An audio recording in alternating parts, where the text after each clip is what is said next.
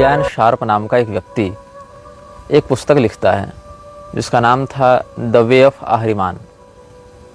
आहरिमान शब्द फारसियों में भी बड़ा प्रसिद्ध है और हमारे कमेंट बॉक्स में बहुत से लोगों ने फारसियों से जुड़े हुए इस शब्द के विषय में अपनी अपनी बातें लिखी थीं और किसी व्यक्ति ने मुझे व्हाट्सएप और टेलीग्राम इत्यादि के माध्यम से भी इन सभी विषयों में कुछ कुछ बातें कही थी। तो हम आज आपको कुछ ऐसी बातें बताने जा रहे हैं जो कि अप्रसिद्ध हैं, किंतु उनका एक महत्वपूर्ण अस्तित्व म्लेच्छराज से जुड़े हुए संगठनों या सभ्यताओं में प्राप्त होता है। तो आहरिमान शब्द फारसियों में अति प्रसिद्ध है शैतान के रूप में या नकारात्मक शक्तियों के अधिष्ठाता के रूप में, और फारसियों में जो भाषाओं का विस्तार है उन्हीं भाषाओं का एक बहुत बड़ा भाग पश्चिमाम्नाय तंत्र के मंत्रों में भी प्राप्त होता है। जैसे कि प्रोक्तः पारस्य भाषया, ऐसा भगवान महादेव भी वर्णित करते हैं पश्चिमाम्नाय तंत्र की आसुरी संपदाओं से संबंधित मंत्रों के परिचय में, जो कि हम आपको पूर्व काल में वर्णित कर चुके हैं। तो ये क्या लिखता है ये व्यक्ति, जिसका नाम है ब्रियन शार्प, ये लिखता है, it is time for those of us who know Ahriman is the true God to stand up against the world. We are the true adversaries who stand up against the satanic community, and let it be known that our God is not a symbol. He is the omnipotent force in the universe that causes chaos to keep evolution moving ever forward. Our God is not a loving, caring, personal God. Ahriman is on everybody's side, and he allows natural law to weed out the weak and unworthy. Let it be known, if you are in tuned to his plan, you are in his favor. With accomplishment comes reward.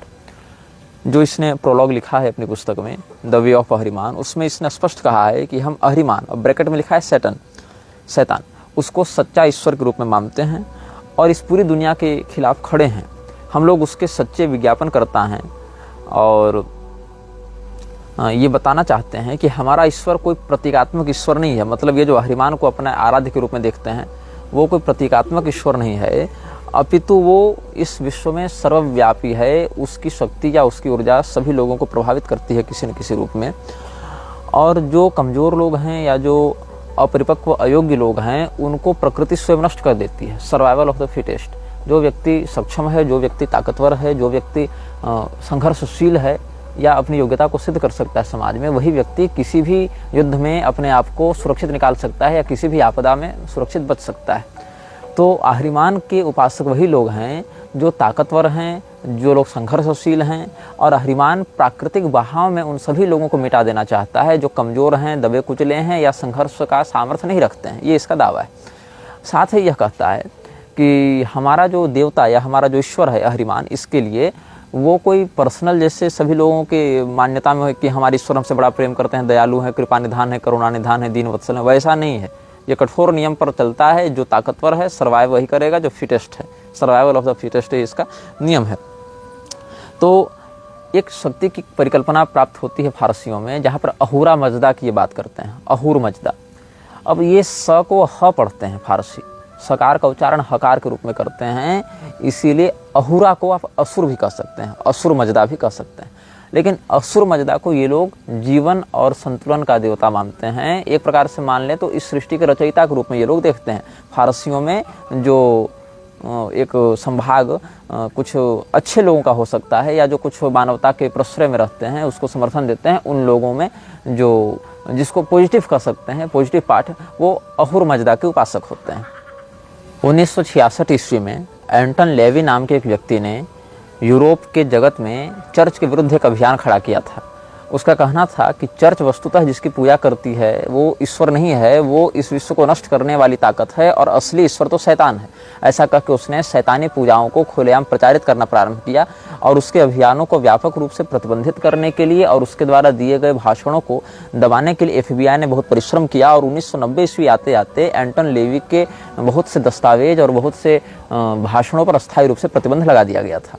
क्योंकि church में विद्रोह हो रहा था, क्योंकि एंटन levy ने church से जुड़े हुए ऐसे बहुत से गुप्त रहस्य सार्वजनिक कर दिए थे, जिससे वो सिद्ध कर रहा था कि ये लोग जीसस और गॉड के नाम पर जो कर रहे हैं वो दरअसल सैटनिज्म है, वही इविल है, और हम जो कर रहे हैं वो वास्तविक ईश्वर का प्रतिनिधित्व करता है। तो एंटन लेवी से बहुत अधिक प्रभाव था ये व्यक्ति, जिसके बारे में हम आपको बता रहे हैं, जिसने पहले लिखा है हेल अहरिमान, मतलब अहरिमान की जय हो, इस प्रकार से उद्घोष कर रहा है। और इस व्यक्ति का नाम है Brian Sharp, Reverend Brian Sharp. म्लेच्छराज के उपासक एक साझी चेतना का प्रयोग करते हैं, मतलब एक कॉमन सर्वर का प्रयोग करते हैं। जैसे आप किसी कॉर्पोरेट में काम कर रहे हो तो आपको एक सर्वर आईडी दी जाती है, उस सर्वर पर सारे डाटा फाइल्स इंक्लूड रहते हैं, आपको एक आईडी दी जाती है, फिर आप कलेक्टिवली उस आईडी में का प्रयोग करके वहाँ घुसते हैं और वहाँ पर जो भी जानकारी दी जाती है उसका प्रयोग करके अपने काम को आगे बढ़ाते हैं। तो कलेक्टिव सर्वर दिया जाता है कॉर्पोरेट में काम करने वाले लोगों के लिए। किसी प्रोजेक्ट पर काम कर रहे हैं 10 लोग, तो 10 के पास एक कॉमन सर्वर तो होगा ही, उस प्रोजेक्ट से चीज़ें जो जुड़ी हैं उनको, बातों को साझा करने के लिए, डाटा निकालने के लिए।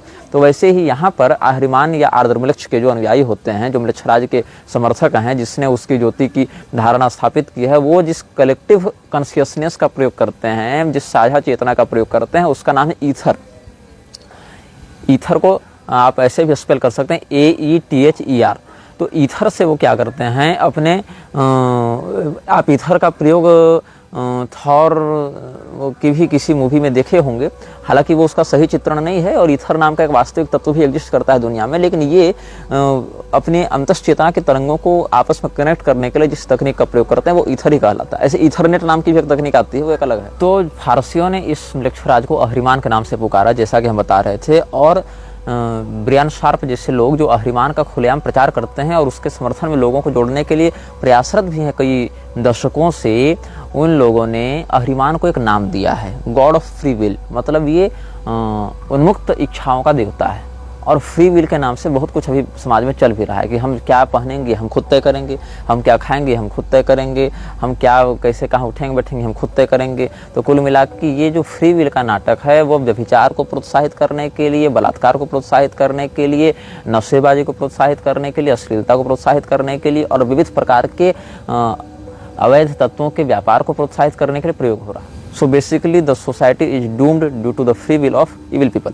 तो अहरिमान के जो अनुयायी हैं वो लोग इसको स्वतंत्र इच्छाओं का, उन्मुक्त इच्छाओं का देवता मानते हैं, क्योंकि ये किसी चीज़ पर प्रतिबंध नहीं लगाता। मतलब आप जो मन सो खाएं, जो मन सो पिएं, जहाँ मन वहाँ रमण करें, इसी से तो कलयुग बढ़ेगा। उच्छृंखलता ही कलयुग को प्रश्रय देती है। द्यूतम पानम स्त्रिय सुना यत्रा धर्मश्च चतुर्विध। यहाँ तो कोई सज्जन या शिष्ट व्यक्ति जाएगा नहीं, कहीं वेश्यालय में, कहीं मदिरालय में कोई शिष्ट अनुशासित व्यक्ति तो जाएगा नहीं, विवेकी व्यक्ति तो जाएगा नहीं, प्रमादी व्यक्ति ही जाएगा, उच्छृंखल व्यक्ति ही जाएगा। तो उच्छृंखलता को ही ये लोग अपने उपलब्धि के रूप में देखते हैं। इसीलिए अहरिमान चूंकि इन सभी विलासी तत्वों पर कोई प्रतिबंध नहीं लगाता, इसीलिए इसको गॉड ऑफ फ्री विल का इन्होंने नाम दिया। इसी फ्री विल की वकालत करते हुए जो अभी समाज बढ़ रहा है आगे लिबरल बनने की ओर, जिसको लिबर्टी कहते हैं, या ये लोग जो लिबरल्स अपने नाम के आगे लगाते हैं, वोक एक शब्द का प्रयोग करते हैं। वोक मतलब क्या, वेक का पास्ट टेंस में वोक हो जाएगा, तो वोक मतलब हम जग चुके हैं, हम प्रबुद्ध हो चुके हैं, इस प्रकार का वो शब्द दिखाते हैं। वोक कल्चर एक बढ़ रहा है। तो वोक कल्चर जो लिबरलिज्म है वो किस पर आधारित है, फ्री विल पर आधारित है। और अहरिमान को ये लोग गॉड ऑफ फ्री विल कहते हैं।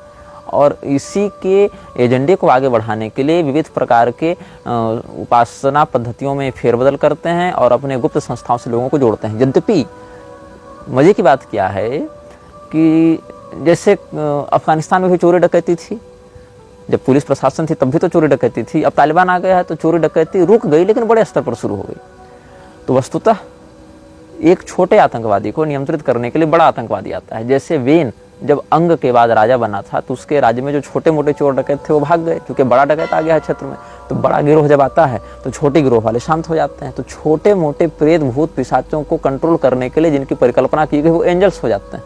एंजल और डीमन दोनों एक ही ग्रुप के हैं वस्तुतः। ये सब म्लेच्छराज के ही अलग अलग कामों को साध रहे हैं। लेकिन होता क्या है, इनमें से एक छोटा ग्रुप है और एक बड़ा ग्रुप है, और बड़े ग्रुप से छोटे ग्रुप की टकराहट होती रहती है। मतलब कह लें तो एक ब्राइट और एक डार्कर ग्रुप है, लेकिन दोनों एक ही तत्व के लिए काम कर रहे हैं, ब्राइटर ग्रुप भी और डार्कर ग्रुप भी। जैसे कुंभकर्ण जब युद्ध के लिए निकलता था तो अपने सैनिकों को भी खा जाता था।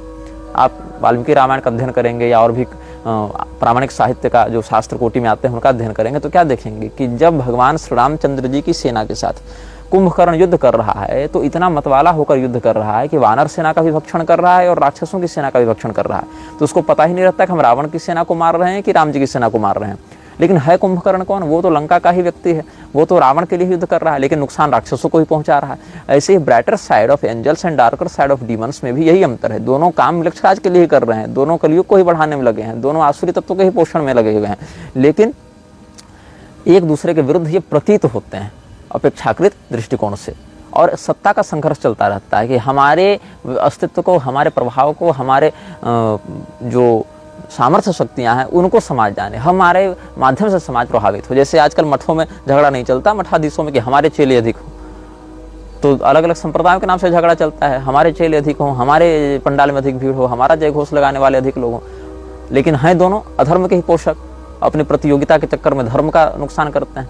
तो ऐसे ही ये लोग भी, जो चर्च में काम हो रहा है, तो कई बार आप देखेंगे कि एक्सोर्सिज्म करने के लिए कोई पादरी आया है, वो किसी शैतान को भगा रहा है, और वो शैतान को भगाने के लिए जीसस का नाम ले रहा है, गॉड की दुहाई दे रहा है, सुलेमान की दुहाई दे रहा है, जबकि ये लोग भी उसी पक्ष के हैं। लेकिन क्या है कि छोटे स्तर के पिशाच को भगाने के लिए बड़े स्तर के पिशाच का आश्रय ये लोग ले रहे हैं, बस इतनी ही सी बात है। अच्छा, अब हम आपको एक इसमें उद्घोष पूर्वक बात बताना चाहते हैं, जो द वे ऑफ अहरिमान पुस्तक में ब्रायन शार्प ने लिखा है। पृष्ठ संख्या देखेंगे आप 29 वहाँ पर एक टॉपिक है जिसमें लिखा है DAEVAS। इसको आप अगर थोड़ा सा सरलीकृत पढ़ना चाहें तो देवाज ऐसे पढ़ा जाएगा, दैव, दैव शब्द से प्रयोग किया जाएगा। लेकिन दैव में the original beings of hello, इनका नाम लिखता है ये व्यक्ति, मतलब जो नरक के वास्तविक लोग हैं। और इसमें 6 लोगों के नाम हैं, 6 का नाम तो नहीं बताएंगे, लेकिन आपको मैं 5वां नाम बताऊंगा जिसमें लिखा है वैदिक इंद्र, जो रैथ है।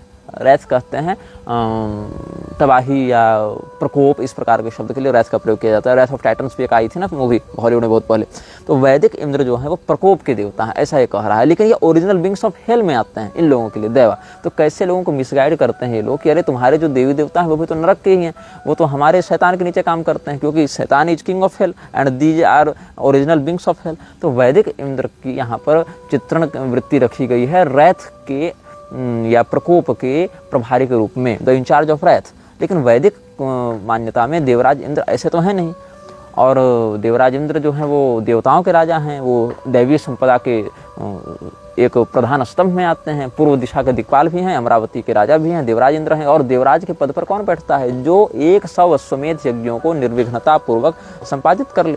और अश्वमेध यज्ञ करने के लिए कितना संयम चाहिए, कितना ज्ञान चाहिए, कितनी सत्वनिष्ठा चाहिए, ये भी शास्त्रीय परंपरा के लोग जानते ही हैं। तो देवराज इंद्र के विषय में दुष्प्रचार करते हैं अहरिमान वृक्षराज के अनुयायी, आर्दमलेक्ष के जो समर्थक हैं, कि देवराज इंद्र वस्तुतः देवता नहीं है, वो दरअसल शैतान है, ऐसा ये लोग चित्रण करते हैं।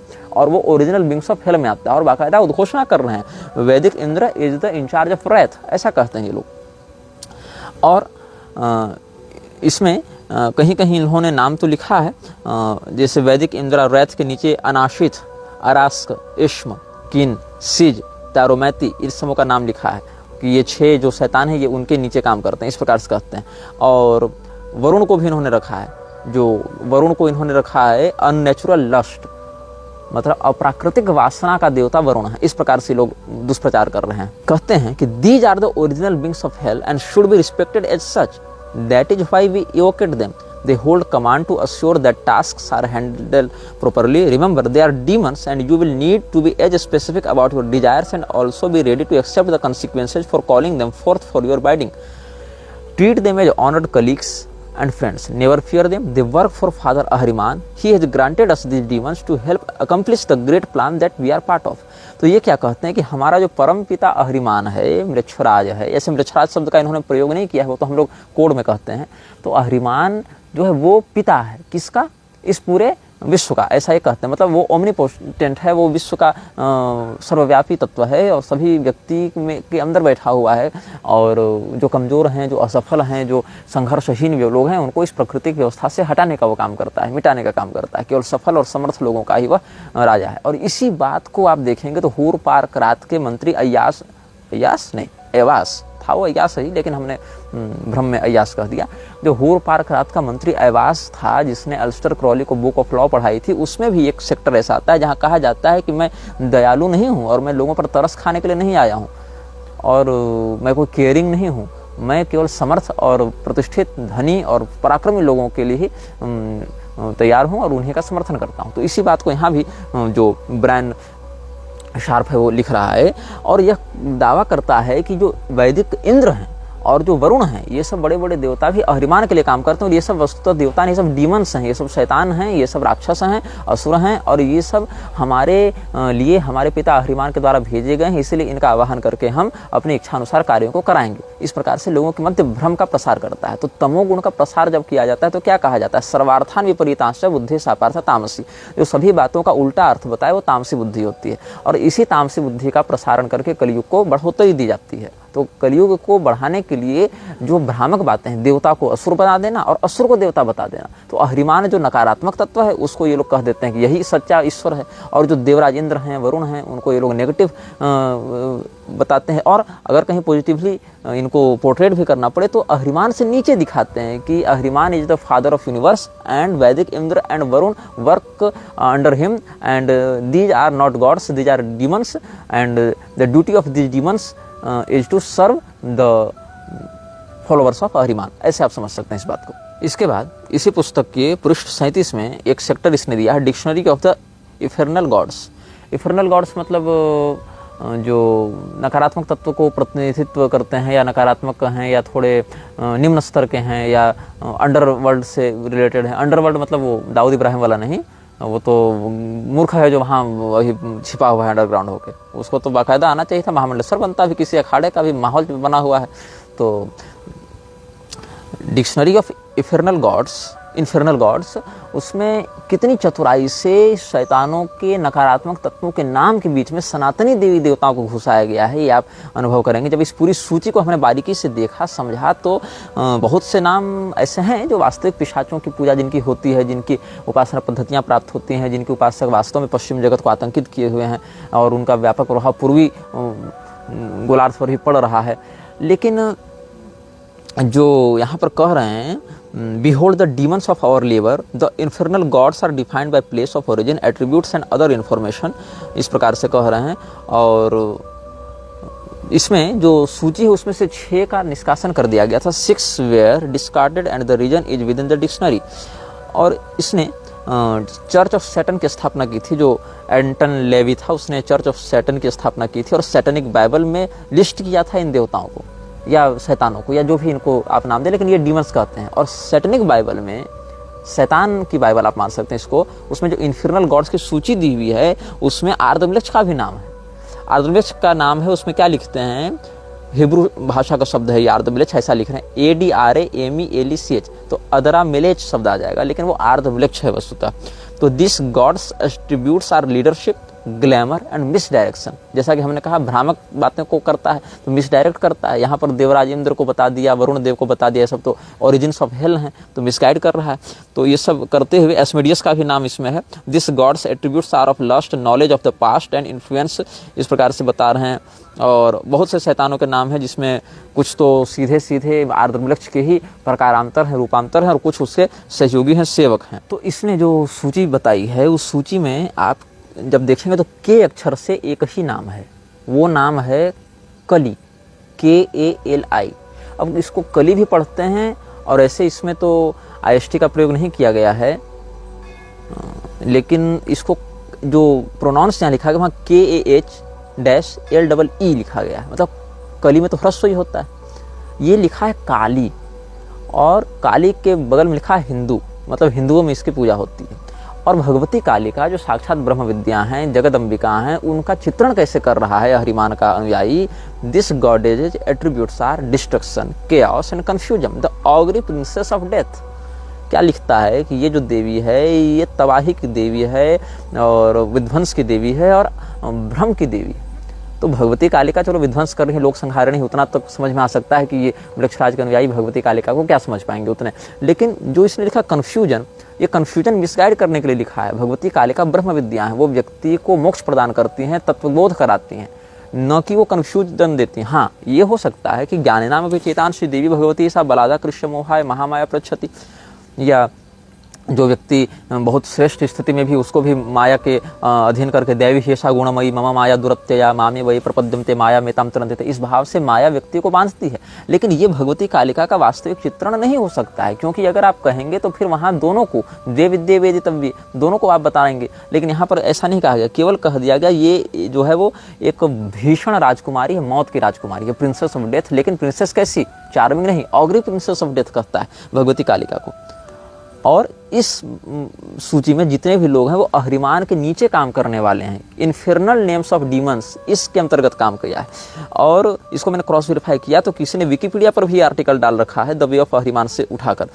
अब इसके बाद आप आगे बढ़ेंगे तो बहुत कुछ नाम है, आगे बढ़ते जाएंगे तो आपको एक सूची में नाम मिलेगा। जब सकार में आएंगे तो शिव, और शिव में लिखा हिंदू, हालांकि वहाँ गॉड नहीं गॉडेज लिख दिया है जो शिवा होना चाहिए था, लेकिन लिखता है वाइल्डनेस, लस्ट एंड कंट्रोल, वासना और पागलपन का देवता है शिव, ये लिखता है। मदर ऑफ काली, और काली को जन्म देने वाला, या शिवा कहते हैं मदर ऑफ काली। अब यहाँ पर इन्होंने हो सकता है प्रेरणा ली होगी शुंभ निशुंभ वाले प्रकरण से, जहाँ दुर्गा सप्तशती के 5वें अध्याय में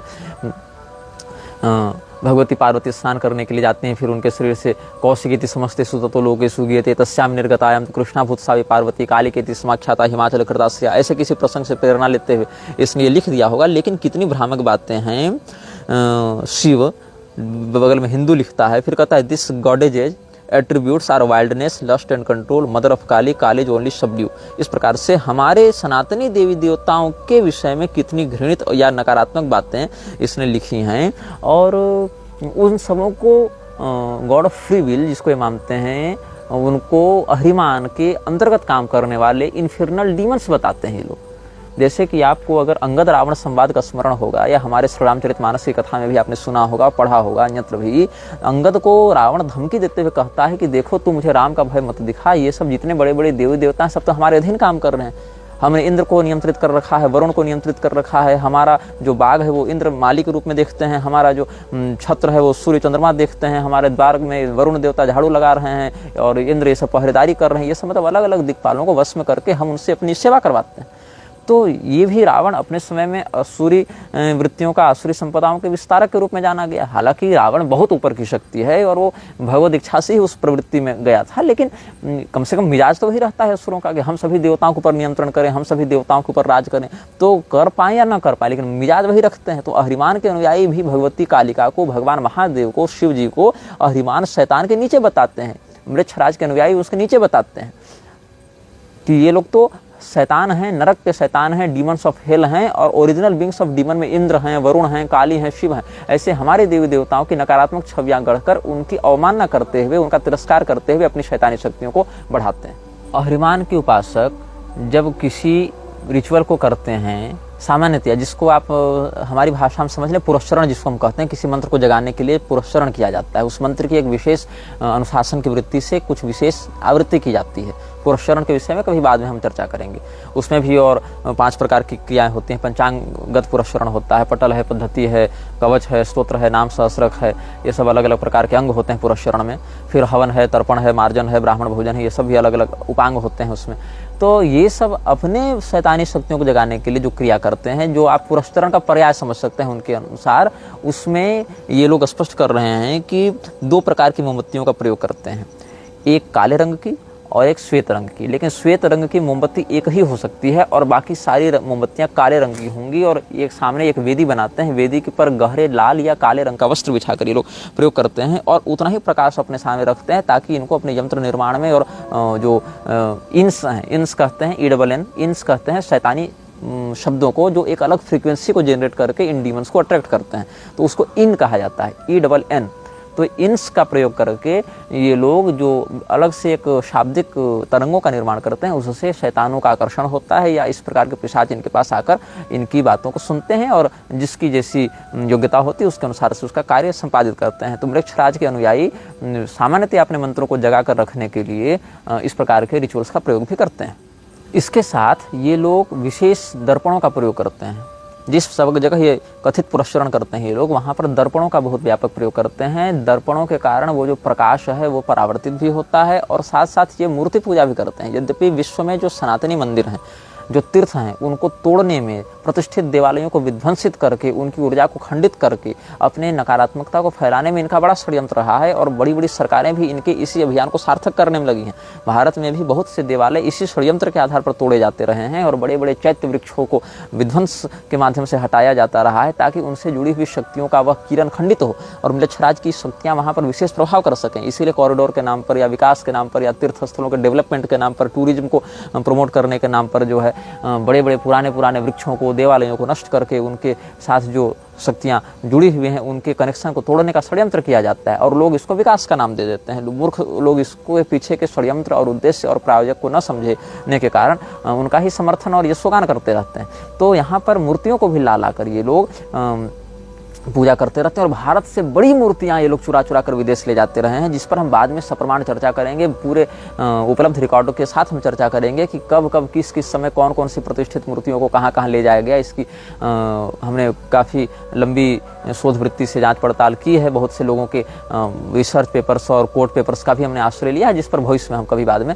इसी श्रृंखला के अंतर्गत चर्चा करेंगे कि कैसे हिंदू देवी देवताओं की मूर्तियों को चुरा चुरा कर ये विदेश ले जाते हैं और उनका प्रयोग करते हैं रिचुअल्स में। जैसा कि स्पष्ट कहते हैं, जो इन्फिर्नल डिक्शनरी जो हमने आपको अभी बताई, सबका नाम तो नहीं बताया हमने समयाभाव के कारण, लेकिन उसमें हिंदू देवी देवताओं का भी नाम, इंद्र, वरुण, काली, शिव इत्यादि का नाम है। तो लिखते हैं, gather idols of the infernal gods and demons, use other decor in the temple that reflects the power of hell. इस प्रकार से गाइड दे रहा है ये व्यक्ति कि सैटनिज्म यूजेज आइडल्स इन रिचुअल। ये जो उपासक हैं ये मूर्तियों का प्रयोग करते हैं ऐसे रिचुअल्स में, और उन देवताओं की मूर्तियों का प्रयोग करते हैं या पिशाचों की मूर्ति का प्रयोग करते हैं, जिनका नाम पहले डिक्शनरी में बता चुके हैं, जिसमें हमने आपको कई सारे हिंदू देवी देवताओं के नाम भी बताए जिनका नकारात्मक चित्रण किया गया है इस आलोक में। ये कोटिंग्स नाम का एक लेखक है। ये कोटिंग्स ने नवंबर 2000 ईस्वी में अपना एक संस्मरण साझा किया था। उन्होंने क्या लिखा है, ये कोटिंग्स ने, उसने एक पुस्तक लिखी थी किंगडम ऑफ फ्लेम, मतलब ज्वाला का साम्राज्य। आपको स्मरण होगा, हमने भी बताया था अनाम मिलक्ष की ज्योति की स्थापना लोग अपने हृदय में करते हैं और अलग अलग संस्थाओं के माध्यम से उसका प्रसार किया जाता है, लेकिन वास्तविक स्रोत का संदर्भ दिए बिना। तो किंगडम ऑफ फ्लेम, ज्वाला का साम्राज्य, इस नाम से एक पुस्तक लिखी थी ये कोटिंग्स ने। और ये कोटिंग ने एक बात लिखी, आप उसको ध्यान से सुनेंगे। In the month of November 2000 I was given a strange text by 3 strange men with the mission of deciphering and finding the practical applications of it within an occult setting. Working with the training and the resources of the Ordo Ascensum Aeternalis, I completed this task the following year, releasing the results in a thesis manuscript to the order. ये coatings के पास नवंबर 2000 ईस्वी में 3 अज्ञात व्यक्ति आए और उन्होंने इसको एक पांडुलिपि प्रदान की और कहा कि इस पांडुलिपि में जो लिखा है उसको डिकोड करो, उससे संबंधित पूरी पद्धति का निर्माण करो और हमें दो। और ये कोटिंग्स मना नहीं कर पाया उससे जुड़ी हुई बातों को, और उसने उन तीनों अज्ञात व्यक्तियों के कहने पर पूरा काम धंधा छोड़कर 1 साल की मेहनत की और उन सारे मैन्युस्क्रिप्ट की जांच पड़ताल करके उसमें लिखी सारी बातों को तैयार करके एक पद्धति तैयार की और उन लोगों को दिया, जो उन्होंने प्रयोग में लाया।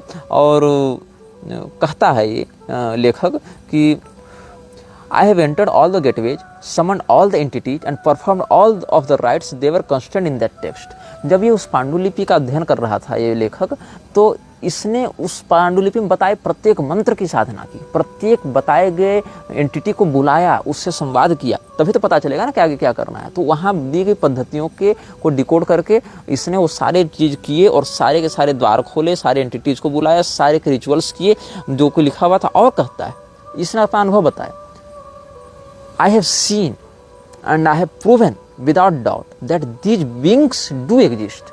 इसमें कोई संदेह नहीं और इसमें कोई संशय नहीं कि मैंने उन्हें देखा और पूरे विश्वास के साथ मैं सिद्ध कर सकता हूँ कि वो उनका अस्तित्व है। And these kingdoms do hold reign in that region called Regnum Spiritus between this world and the next. लोक और परलोक के बीच में उनका कोई अस्तित्व है, कोई साम्राज्य है, जिसको अपनी लैटिन भाषा में इसमें रेगनम स्पिरिटस का है, मतलब आत्मा का संसार, उसका हिंदी में से समझें, आत्मा का संसार या भूतों का संसार इस प्रकार से कर सकते हैं, और उनका वास्तव में अस्तित्व है। और इसने बहुत ज़्यादा इसमें लिखा है, it was never made known to me और any other with which I have spoken who the original authors of this book where.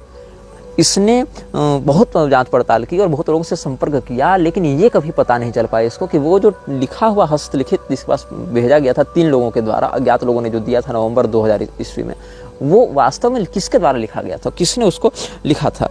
तो more likely it is the work of one who came before me, a grand emissary of the 18 flames, who set down on a paper the most basic information pertaining to these secrets। ऐसा ही लिखता है कि हो सकता है कि 18 ज्वालाओं का, यहाँ 18 शब्द का प्रयोग किया गया है, पता नहीं किस संदर्भ में, ये जांच का विषय है। 18 ज्वालाओं के जो स्रोत हैं वहाँ से कोई व्यक्ति ने इसको बैठकर लिखा था और मुझ तक पहुँचाया था, ऐसा इसने दावा किया है। और इसने बहुत सारे इसमें अध्याय लिखे हैं। किंगडम ऑफ फ्लेम कहते हैं, इसका जो सब टाइटल है वो है the grimoire of evocation and sorcery, और इसमें द स्केल्टन सिफर है। फिर आगे एक अध्याय द मैजिक स्क्वायर्स, इस प्रकार से एक अध्याय है। इनहेबिटेंट्स ऑफ द स्क्वायर्स ऐसे करके एक तीसरा अध्याय है। इसमें अलग अलग डीमंस के इसने नाम बताए हैं। और आइडन नाम का एक पिशाच इसके पास आया था और ये ज्वालाओं के दूसरे राज्य से आया था, और इसने कहा कि जो भी तुम संपत्ति चाहते हो, जो भी तुमको पैसा दौलत चाहिए वो हम देंगे, और in fact he will give even give more than is asked for, having summoned him and seen the remarkable results, I would love to evoke Laden daily and reap the benefits, knowing Laden, Laden नाम है इसका, हमको लग रहा है, या यार्डन भी हो सकता है, क्योंकि ये पूरा का पूरा फॉन्ट जो है वो थोड़ा भ्रामक लग रहा है मुझे, या लेडन नाम है या यार्डन नाम है। तो however doing such would be the last thing I would advice. It is also said that in his description that he will take back more than is had. मतलब जब इसको बुलाया तो इसने जो भी दौलत देनी थी वो दी, और कहा कि और भी तुमको जरूरत पड़ेगी तो दूंगा। तो लेखक ने कहा कि मुझे बहुत अच्छा लगेगा, मैं इसको रोज़ बुलाऊं और रोज़ इससे फ़ायदा लूँ। लेकिन बाद में धीरे धीरे मुझे समझ में आया कि ये जितना देता है उससे कहीं ज़्यादा ये वापस ले लेता है, इसका कहीं अधिक साइड इफेक्ट पड़ता है। तो by this standard a demon who is said to cause certain devastation can be trusted far more than one that will bring joy and success। जो आपकी ज़िंदगी में खुशहाली और संपत्ति और समृद्धि लेकर आ रहा है, उस शैतान से अधिक भरोसा उस शैतान पर किया जा सकता है जिसका विनाश स्पष्ट है। मतलब 2 प्रकार के शैतान आपके पास आएंगे, एक कहेगा देखो मैं तुम्हें मार दूंगा, और एक कहेगा नहीं नहीं मैं तुम्हें खूब धन दौलत दूंगा। तो भरोसा उस पर करो जो मारने की धमकी दे रहा है, क्योंकि कम से कम सच तो बोल रहा है वो। इसीलिए जो शैतान तुमको धन दौलत संपत्ति इत्यादि दे रहा है, जो पिशाच तुम्हें प्रोस्पेरिटी दे रहा है, उसकी बातों का भरोसा मत करो। उसकी बातों का भरोसा करो जो खुलेआम तुमको धमकी देकर नुकसान पहुंचाने की बात कर रहा है, क्योंकि कम से कम इस मामले में वो सच बोल रहा है। तो their intents and their designs are sinister without doubt. हम ये दावे के साथ कह सकते हैं कि ये जो ज्वालाओं का साम्राज्य ये चला रहे हैं और जो ये सब गतिविधियां चला रहे हैं, उनके जो नियत है, उनकी जो वृत्ति है वो बिल्कुल शैतानी है और बहुत ज़्यादा मैलिशियस है, बहुत ज़्यादा ये क्रूरता या षड्यंत्र और कपट से भरे हुए हैं। इसीलिए हम ये जानते हैं कि इन सभी लोगों से, इन सभी तत्वों से दूर रहना चाहिए। इस प्रकार से कह रहे हैं, while the demons crowd round the sufferer hoping to catch a piece of his soul as it is torn to shreds, the grand demon will wait millennia to watch the whole of existence burn from the effect of one terrifying act. इसमें क्या कह रहे हैं ये लोग कि ये जो लेखक वो कह रहा है कि पूरे के पूरे पिशाच अपने उस आराधक के चारों ओर घूमते रहते हैं और उसकी चेतना की ऊर्जा को टुकड़े टुकड़े बांट कर अपने अंदर समाहित करने के लिए लालायित रहते हैं, लेकिन उसका जो सुपीरियर रहता है वो आपको मारने के लिए 1000 साल भी इंतजार करेगा, और आपके एक कृत्य का परिणाम 1000 साल के बाद भी विनाश के रूप में दिखेगा, इस बात को प्रतीक्षा करेगा। और पूरे के पूरे बात को वहाँ पर वो सेटअप करके रखता है कि आज जो घटना घटी थी उसका दुष्परिणाम 1000 साल के बाद ही भले मिले, लेकिन हमारे पक्ष में मिले। तो बहुत धैर्य के साथ ये लोग काम करते हैं। तो इस विषय में हम आपको विभिन्न अनुभागों में बताते रहेंगे, और कैसे कैसे इसने अपने जीवन में शैतानों से जुड़े अनुभव प्राप्त किए, और कैसे कैसे मृक्षराज के षड्यंत्र को इसने समझा और उसको प्रैक्टिकल करके उसने देखा जाना, और उसके बाद उसका क्या निष्कर्ष निकला। इस विषय में हम आगे के अनुभागों में आपको बताएंगे, और साथ ही यह भी बताएंगे कि और भी अन्य किन किन पिशाचों की किन किन बातों से या पद्धतियों से ये लोग आवाहन वृत्ति करके उससे अपने अपने कार्यों को पूरा कराते हैं और मृक्षराज के अभियान को आगे बढ़ाते हैं। यह वीडियो जल्द ही हटा दिया जा सकता है। कृपया थर्ड पार्टी ऐप्स का उपयोग करके डाउनलोड करें। आप इस वीडियो को अपने चैनल पर फिर से अपलोड भी कर सकते हैं।